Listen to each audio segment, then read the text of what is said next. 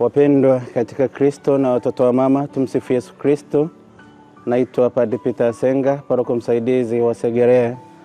Niko hapa kwa ajili ya kuongea nanyi watoto wa mama, wale ambao wamechukua bahasha kwa ajili ya kuitegemeza Radio Maria.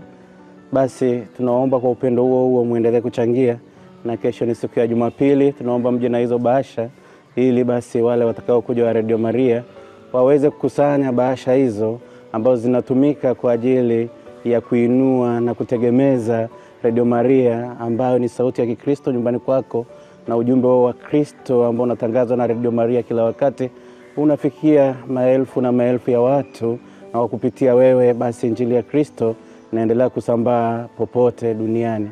Na kwa wale ambao hawana bahasha, bahasha zitakuwepo kesho pia, na tunaomba ukimuona mtu yote wa Radio Maria uchukue bahasha hiyo na uweke chochote ndani. So lazima kiwe kingi, lakini uweke chochote, na kwa hela yako hiyo, hata kama ni 1,000, 5,000, 10,000, basi injili ya Kristo inakuwa imefikia watu wengi. Injili ya Kristo imetangazwa hata kwa watu ambao sio wa Kristo wa Katoliki, hata ambao sio wa Kristo pia wanapata ujumbe huo kwa kupitia Radio Maria. Barikiwe sana, na Mungu aendelee kukuinua sasa katika kazi zako za kila siku, na mama aendelee kukuombea kwa mwana Yesu Kristo, aendelee kufanikiwa katika maisha yako ya kila siku.